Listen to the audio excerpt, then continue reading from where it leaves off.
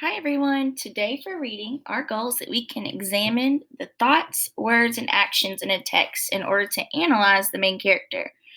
So, today we're going to be looking at Brian a little closely. We're going to start reading chapter 5, and we're going to see how does Brian react and what does it tell us about Brian and whenever he faces challenges. So remember character traits. There's different things that we can see on the outside, like physical traits, like hair color, eye color, height, weight, um, size, facial features. But the personality traits that we see are things that are on the inside. Their thoughts, words, feelings, and actions help us to determine what are their personality traits. So, characters in stories, they face challenges. Um, and you can kind of relate this to your own life. What are some challenges that you face? How have you reacted whenever you faced a challenge?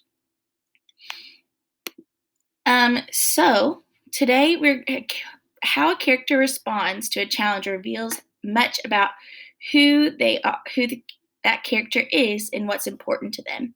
Today, whenever we're listening, we're going to be listening for some different challenges that Brian faces as he is um, waking up and realizing that he has to survive. So, the first challenge I'm going to be listening for, this is my model for you all today, is that Brian is extremely thirsty and has nothing to drink except lake water.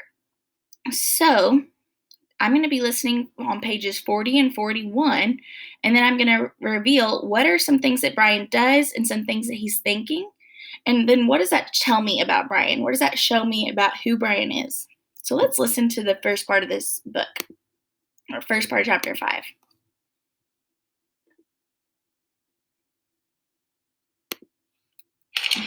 Hatchet, Chapter 5. His eyes snapped open, hammered open, and there were these things about himself that he knew instantly.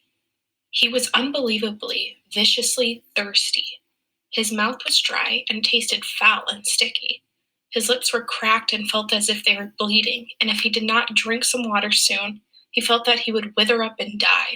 So the first thing I notice is that Brian, he's thinking, oh man, I need water. His thoughts are he thinks he's going to die if he doesn't get water. Um, let's see what else that show tells us about Brian. Lots of water. All the water he could find. He knew the thirst and felt the burn on his face. It was mid-afternoon, and the sun had come over him and cooked him while he slept, and his face was on fire, would blister, would peel, which did not help the thirst, made it much worse. He stood, using the tree to pull himself up, because there was still some pain and much stiffness, and looked down at the lake. It was water, but he did not know if he could drink it. Nobody had ever told him if you could or could not drink lakes. There was also the thought of the pilot, down in the blue with the plane, strapped in, the body.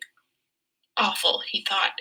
But the lake was blue and wet-looking, and his mouth and throat raged with the thirst, and he did not know if might be another form of water he could drink.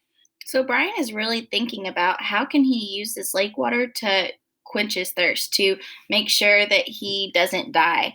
But he's not just going to the lake immediately and drinking. He's kind of being patient and thinking about it.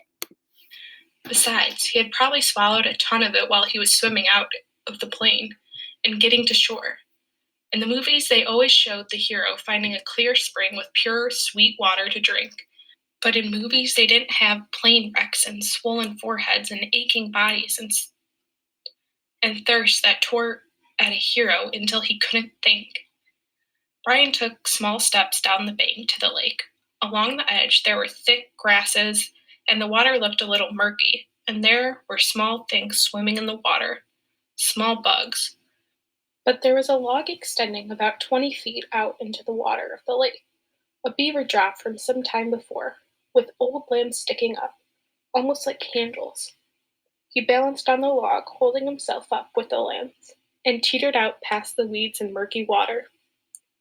When he was out where the water was clear, he could see no bugs swimming. He kneeled on the log to drink. A sip, he thought, still worrying about the lake water. I'll just take a sip. Okay, so right now we know Brian, he was really patient when he was going to look for the water. He knew that he had to find some clear lake water. So he searched for what he could do. So some of Brian's thoughts, he didn't know if he could find another water source.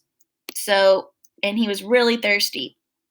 He thought he would die without water. Another thought that he had was he found part of the lake. An action that he had was he found part of the lake and he looked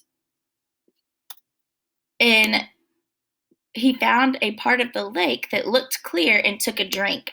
So what that those actions and thoughts revealed to me was that he takes his time to think about the best options before he acts.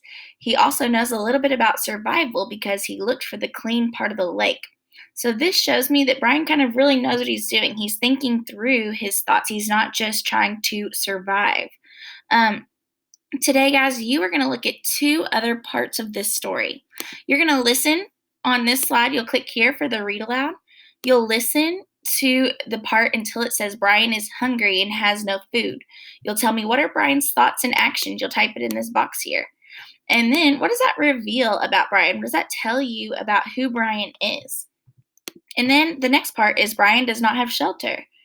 Um, you'll tell me what his thoughts and actions are, and what does this reveal about Brian? And then the last slide, after you've listened to all of chapter 5, it'll give me a summary for what happened in chapter 5. You can choose to do either the somebody wanted but so then, or you can do the who, where, what, why, and how. Answer those questions to write your summary.